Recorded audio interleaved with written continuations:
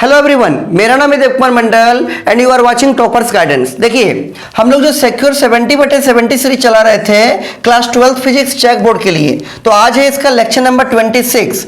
तो हमको उम्मीद है इससे पहले आप लोग लेक्चर 1 से लेक्चर 25 तक अच्छा से देख के कॉपी में नोट कर लिए होंगे।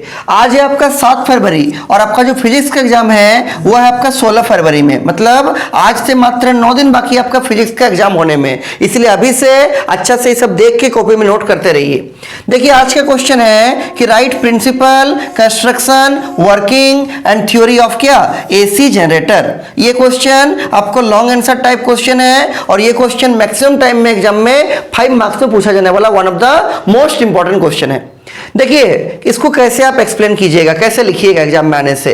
सबसे पहले क्या लिखिएगा, इसका इंट्रोडक्शन। ऊपर में दीजिएगा हेडिंग, जैसे यहां पर लिखे हैं एसी जनरेटर, उसके नीचे लिखिएगा इंट्रोडक्शन। इंट्रोडक्शन में क्या लिखिएगा कि एसी जनरेटर वो डिवाइस है जो कि मैकेनिकल एनर्जी को इलेक्ट्रिकल एनर्जी में चेंज करता है, और अगर इसका नेचर अल्टरनेटिंग है तो इसको हम लोग क्या बोलेंगे, एसी जनरेटर। वही लिखे हैं, it is a device which converts mechanical energy into electrical energy and if its nature is alternating then it is called क्या, AC जनरेटर।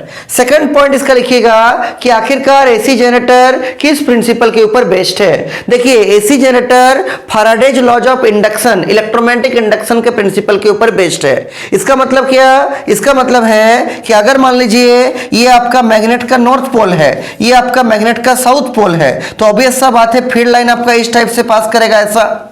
अब इस फील्ड लाइन के अंदर में अगर हम किसी कॉइल को ऐसा करके रख देंगे और कॉइल को रोटेट करेंगे, जब ये कॉइल आपका ऐसा रहेगा तो इससे कम फील्ड लाइन पास करेगा, जब ये ऐसा हो जाएगा इससे अधिक फील्ड लाइन पास करेगा। इस कॉइल का एरिया यहाँ पर बढ़ जा रहा है, ठीक है। तो जब इसको रोटेट करेंगे ऐसे आएगा ये, तो इससे कम फील्ड लाइन पास करेगा, फिर जब ये घूम के ऐसे आएगा इससे अधिक फील्ड लाइन पास करेगा। मतलब हम जैसे जैसे कॉइल को यहाँ पर रोटेट करते रहेंगे इस मैग्नेटिक फील्ड के अंदर में, तो इस कॉइल से पास होने वाला फील्ड लाइन यहाँ पर कम, यहाँ पर ज्यादा, फिर कम, फिर ज्यादा, मतलब चेंज करेगा। और जब भी किसी कॉइल से पास करने वाला फील्ड लाइन का संख्या चेंज करता है, मतलब उसका फ्लक्स चेंज होता है, तो कॉइल का दो किनारे के बीच में इंड्यूस्ड ईएमएफ आता है, और अगर सर्किट क्लोज रहेगा तो वहां पर इंड्यूस्ड करंट भी फ्लो करेगा। यही प्रिंसिपल है किसका, आपका इलेक्ट्रोमैग्नेटिक इंडक्शन का, जिसके ऊपर बेस्ड है कौन, आपका एसी जनरेटर। ठीक है, एसी जनरेटर में यही वाला प्रिंसिपल आपका यूज होता है। वही लिखा हुआ देखिए, it is based on the principle of Faraday's laws of electromagnetic induction, that is whenever amount of magnetic flux linked with the coil changes, मतलब किसी coil से पास होने वाला जब मैग्नेटिक फ्लक्स चेंज करता है, मैग्नेटिक फील्ड लाइन चेंज करता है, and EMF is induced in the coil, तो कॉइल में क्या होता है, उसके दो किनारे के बीच में एक ईएमएफ इंड्यूस्ड होता है, और सर्किट जब क्लोज रहता है तो एक करंट भी फ्लो करता है। ठीक है, आगे देखिए अगला क्या है। देखिए, नेक्स्ट इसका है कंस्ट्रक्शन। कंस्ट्रक्शन में क्या है, कंस्ट्रक्शन में आपका एक तो मैग्नेट है नॉर्थ साउथ पोल वाला, उसके बीच में कॉइल रखा हुआ है ABCD। इस कॉइल को हम लोग बोलते हैं आर्मेचर कॉइल। इस कॉइल को हम लोग एंगुलर वेलोसिटी ओमेगा से रोटेट कर रहे हैं। ठीक है, ऐसा करके मान लीजिए रोटेट कर रहे हैं विद क्या, एंगुलर वेलोसिटी ओमेगा। जैसे जैसे कॉइल रोटेट करेगा तो ये आपका नॉर्थ पोल, ये आपका साउथ पोल, मतलब फील्ड लाइन ऐसे जा रहा है, तो कॉइल जैसे ही रोटेट करेगा इस कॉइल से पास होने वाला फील्ड लाइन चेंज करेगा, यहां कम फील्ड लाइन पास करेगा, जब ये ऐसा हो जाएगा तो यहां से अधिक फील्ड लाइन पास करेगा। और जैसे किसी कॉइल से पास होने वाला फील्ड लाइन चेंज करता है, कॉइल के दो किनारे के बीच में क्या आता है, इंड्यूस्ड ईएमएफ आता है, और फिर करंट भी फ्लो करता है। ये आपका मैग्नेटिक फील्ड लाइन हो गया, और इस कॉइल का जो एरिया वेक्टर है उसको हम लोग ऐसा दिखाएं, this is your A vector, और इसके बीच का जो एंगल है वो एंगल कितना है, थीटा है। अब ये दोनों आपका क्या है, ये दोनों आपका स्लिप रिंग है S1 और यहाँ पर S2, ये कॉइल से लगा हुआ है, कॉइल का दो किनारे से, और उसके बाद लगा हुआ कार्बन का bruises, this is C1 and this is C2, और आगे में इस पूरे सर्किट को जोड़ दिया किससे, एक लोड रेजिस्टेंस RL से। क्लियर है। देखिए, सभी पार्ट को यहां पर लिखे हैं, it consist of the following essential part. Number 1 है आर्मेचर। अगर आपको शॉर्ट में लिखना है तो आर्मेचर में सिर्फ इतना लिखिएगा कि ABCD is a rectangular armature coil, आपका तब भी काम हो जाएगा, क्योंकि ऑलरेडी ये बहुत लंबा लिखा हुआ है। ठीक है, तो ये जो ABCD है ये आपका क्या है, आर्मेचर कॉइल। और अगर आप पूरा लिख दीजिएगा तो और भी अच्छा है। आगे उसमें लिखिएगा, it consist of large number of turns of insulated copper wire. ये आर्मेचर कॉइल में आपका कॉपर वायर का इंसुलेटेड टर्न्स लगा हुआ है on over A laminated soft iron core, और वो लेमिनेटेड सॉफ्ट आयरन कोर के ऊपर में लपेटा गया है।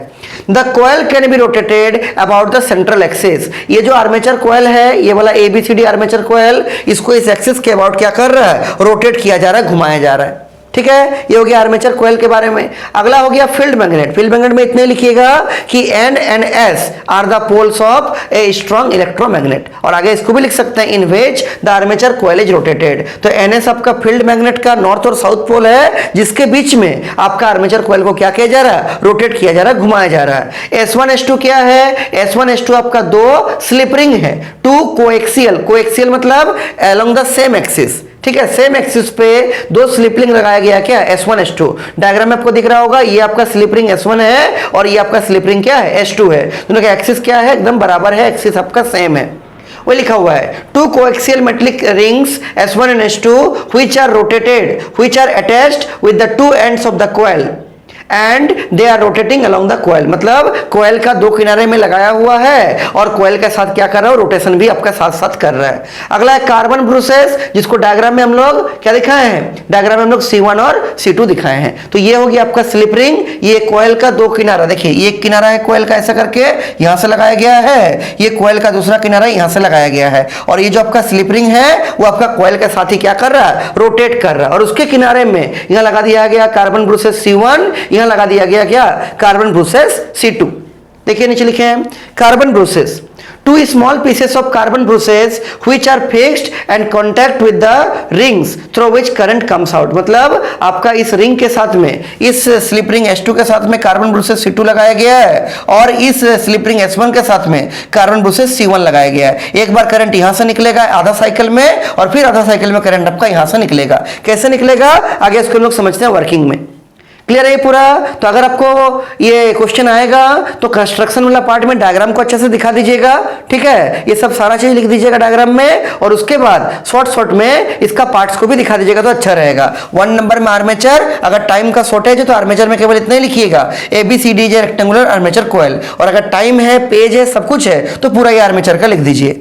फील्ड मैग्नेट में लिखिएगा N and S are the poles of a strong electromagnet, तब भी आपका काम चलेगा। और टाइम है तो पूरा यहां तक लिख दीजिए। S1 S2 में लिखिएगा कि S1 S2 क्या है आपका, दो स्लिप रिंग है। और कार्बन ब्रूसेस में लिखिएगा कि कार्बन ब्रूसेस आपका कोयल का किनारे में लगाया हुआ है, जहां से करंट आपका बाहर निकलता है। क्लियर है, ये हो गया आपका कंस्ट्रक्शन। अगला इसका पॉइंट है वर्किंग, कि आखिरकार काम कैसे करता है। तो अभी आपको समझा दिए कि जैसे ही ये आपका जो ये नॉर्थ और साउथ पोल के बीच में इस कॉइल को रख के, रेक्टेंगुलर कॉइल को रख के जब घुमाइएगा तो घुमाने से इससे पास होने वाला फील्ड लाइन चेंज करेगा। जब कॉइल इस पोजीशन पे रहेगा तो कम फील्ड लाइन पास करेगा। कॉइल जैसे जैसे इस पोजीशन से इस पोजीशन पे आएगा तो मैक्सिमम फील्ड लाइन पास करेगा, फिर मिनिमम, फिर मैक्सिमम। तो कॉइल से पास होने वाला फील्ड लाइन चेंज करेगा, जिसके कारण कॉइल का दो किनारे के बीच में इंड्यूस्ड ईएमएफ आएगा, और वहां से फिर अगर सर्किट क्लोज रहेगा तो इंड्यूस्ड करंट भी आएगा। और उस इंड्यूस्ड करंट का जो डायरेक्शन होगा ना, उसको आप फ्लेमिंग्स राइट हैंड रूल से निकाल सकते हैं। ये आपका फ्लेमिंग राइट हैंड रूल है। ठीक है, कि अगर ये फोर्स है और अगर ये मैग्नेटिक फील्ड है तो ये क्या दिखाएगा, ये दिखाएगा direction of induced current. Clear है, वो देखिए यहां पर लिखे हैं, नीचे पढ़े होंगे आप लोग। देखिए वर्किंग में, when the coil is rotating inside the magnetic field, जब मैग्नेटिक फील्ड के अंदर कॉइल को रोटेट किया जाता है तो क्या होगा, then the flux link to the coil, जो फ्लक्स कॉइल से पास होता है, चेंज करेगा। जो कॉइल को जैसे जैसे रोटेट करेंगे तो फ्लक्स वैसे वैसे चेंज करेगा। Hence an EMF induced across the coil, तो कॉइल से EMF आपका इंड्यूस्ड हो जाएगा। फ्लक्स चेंज करने से EMF इंड्यूस्ड होगा। इफ सर्किट इज क्लोज्ड, अगर सर्किट क्लोज रहता है, then there is a current which direction can be obtained by Fleming's right hand rule. अभी आपको बोले कि अगर सर्किट आपका क्लोज है, ईएमएफ इंड्यूस्ड हो चुका है, तो आपको ऊपर एक करंट भी फ्लो करेगा, जिस करंट को आप निकाल सकते हैं किससे, फ्लेमिंग राइट हैंड रूल से। ठीक है, ये फोर्स है, ये मैग्नेटिक फील्ड है, तो ये क्या देगा, direction of induced current. During half rotation of the coil the current comes out from the carbon Bruce C1। Half rotation में करंट निकलता है ब्रूस C1 से, और दूसरा हाफ रोटेशन में करंट निकलता है कहां से, कार्बन ब्रूस C2 से। वही लिखें, and for the next half rotation the current comes out from C2। Hence the nature of the current is क्या हो जाएगा, अल्टरनेटिंग। एक बार C1 से करंट बाहर आएगा, एक बार C2 से करंट बाहर आएगा, इसलिए इसका नेचर क्या हो जाएगा, अल्टरनेटिंग। और इस जनरेटर को हम लोग क्या बोलेंगे, AC जनरेटर, मतलब अल्टरनेटिंग करंट जनरेटर। क्लियर है। अगला है इसका थ्योरी, थ्योरी भी लिखना है एग्जाम में। देखिए थ्योरी में इसका मेन कैलकुलेशन आ जाएगा। Let N be the number of turns of the coil, number of turn जो है कोयल का, जितना टर्न में कोयल को बनाए हैं उसको कैपिटल एन से दिखाए हैं। ए है क्या, उसका area, which is rotating with uniform angular velocity omega, this is omega, ठीक है, inside uniform magnetic field of intensity B.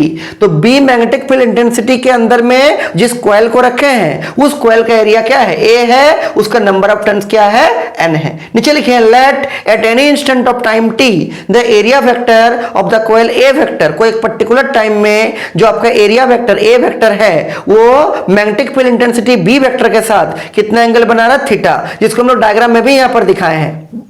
ठीक है, ये देखिए ये आपका मैग्नेटिक फील्ड का डायरेक्शन है और ये आपका एरिया वेक्टर है, इसके बीच में कितना एंगल बन रहा है, आंसर है आपका थीटा।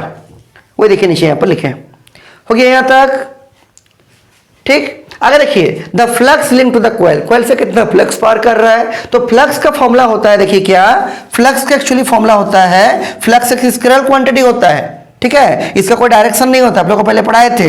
देखिए फ्लक्स होता है B vector dot A vector, ठीक है, जब इसको तोड़िएगा तो क्या आएगा, ये आएगा बी ए कॉस थीटा, और एन नंबर ऑफ टर्न्स के लिए क्या कीजिएगा, इसको एन से मल्टीप्लाई कर दीजिए तो आ जाएगा एन बी ए कॉस थीटा, जहां पर थीटा क्या है, थीटा है आपका बी और ए के बीच में एंगल, ठीक है, बी क्या है मैग्नेटिक फील्ड इंटेंसिटी और ए क्या है एरिया वेक्टर कोयल का, और एन है नंबर ऑफ टर्न्स। वही लिखे हैं फ्लक्स फाई कितना हो जाएगा, एन बी ए कॉस थीटा। लेकिन हम लोग को मालूम है कि जो आपका एंगुलर वेलोसिटी ओमेगा होता है ना, तो होता है आपका angular displacement theta divide by time. Angular velocity omega बराबर एंगुलर डिस्प्लेसमेंट थीटा बटे टाइम। तो बोलिए यहां से अगर हम इसको निकालेंगे थीटा को, थीटा बराबर कितना आएगा, तो ओमेगा को टाइम से मल्टीप्लाई कर दीजिए, क्रॉस मल्टीप्लाई, थीटा बराबर क्या होगा, this is omega multiplied with time. वही नीचे लिखे हैं but theta is equal to, theta का मतलब क्या है, थीटा का मतलब है एंगुलर डिस्प्लेसमेंट, ये क्या है omega into time, angular velocity multiplied with time. अब ये जो थीटा आया, इस थीटा को कहां पर रख सकते हैं, इसको आप आराम से इस जो cos थीटा है ना उसके जगह पर पुट कर सकते हैं। देखिए नीचे लिखिए यहां पर, देखिए 2 बार बस प्रैक्टिस कीजिएगा ना आराम से हो जाएगा, डेरिवेशन बहुत सिंपल है।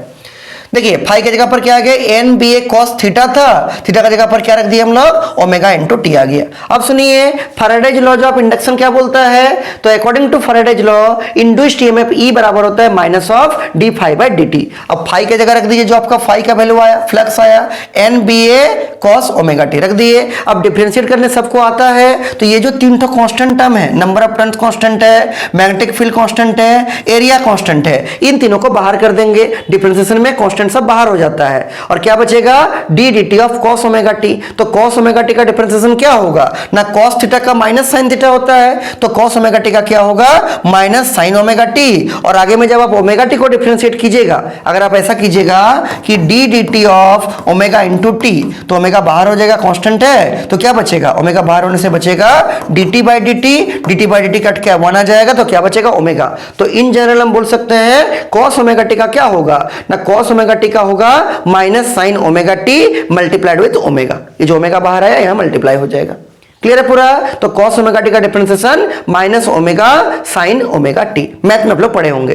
तो ये देखिए आगे में एक तो माइनस चल रहा था, ये माइनस इंटू माइनस मिलके प्लस हो गया, और एन बी ए ओमेगा साइन ओमेगा टी आपका हो गया। उसी को नीचे सजा के लिखे, इसको इक्वेशन नंबर क्या कर दिए 1 हम लोग कर दिए।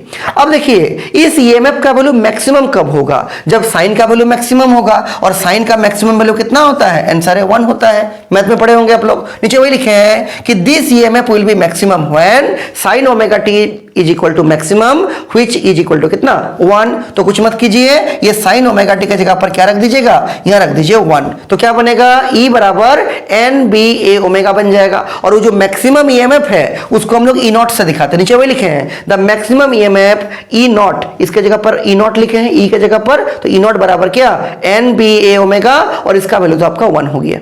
तो आपका मैक्सिमम ईएमएफ कितना आ गया, ई नॉट बराबर एन बी ए ओमेगा आ गया। क्लियर है। अब ये जो आपका NBA ओमेगा आया, जिसका आपका नाम क्या दिए हैं, ई नॉट दिए हैं, मैक्सिमम ईएमएफ जो है आपका, ठीक है, इसको इसके जगह पर पुट कर दीजिए। तो क्या लिखेंगे, using equation 2 in equation 1 we get, क्या लिख सकते हैं, इक्वेशन 1 को लिखना है इक्वेशन 2 का यूज करते हुए, तो ई के जगह ई रहेगा। NBA ओमेगा इक्वेशन 2 में NBA ओमेगा का वैल्यू किसके बराबर है, ई नॉट के बराबर, तो इस पूरे का जगह पर क्या लिख दीजिएगा, ई नॉट, और आगे में जो साइन ओमेगा टी था वो साइन ओमेगा टी आपका एज इट इज रह जाएगा। ई के जगह ई रह गया, NBA ओमेगा जो आपका मैक्सिमम ईएमएफ आया है इक्वेशन 2 में, उसका सिंबल हम लोग ई नॉट लिखे, तो इसके जगह पर ई नॉट रख दिए, और sine omega T as it is sine omega T आपका रह गया। This is our equation number क्या, this is our equation number 3।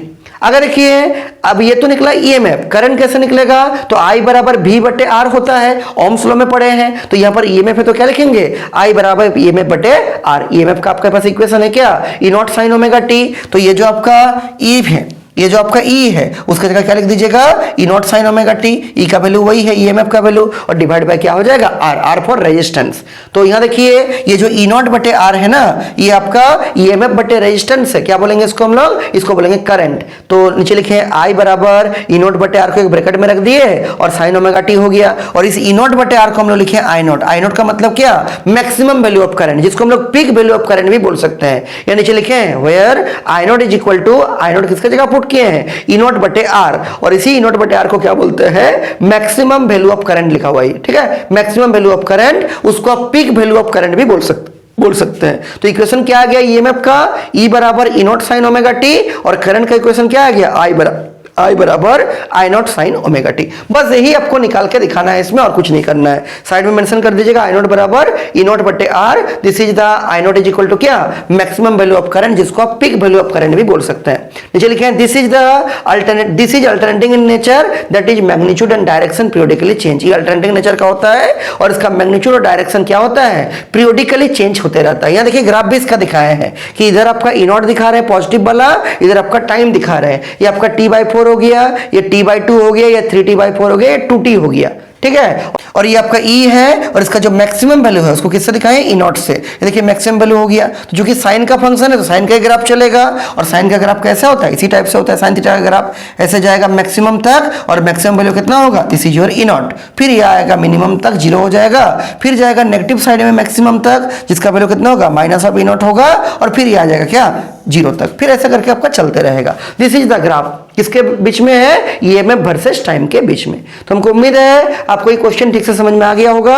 अगर ये क्वेश्चन एग्जाम में आपको आता है कि एसी जनरेटर का प्रिंसिपल, कंस्ट्रक्शन, वर्किंग, थ्योरी वगैरह सब कुछ लिखी है, तो आपको यहां तक ग्राफ तक करके इसको छोड़ना है, ठीक है। यहां तक इसको लिख के छोड़िएगा, आपको पूरा नंबर आराम से 5 में 5 मिल जाएगा। क्लियर है, तो इसको आप लोग अच्छा से कॉपी में लिख लीजिए, और अच्छा से इसको प्रैक्टिस भी करते रहिए, ताकि एग्जाम में आने से आराम से लिख सके। ये सब 5 नंबर का क्वेश्चन है, ठीक है। फिर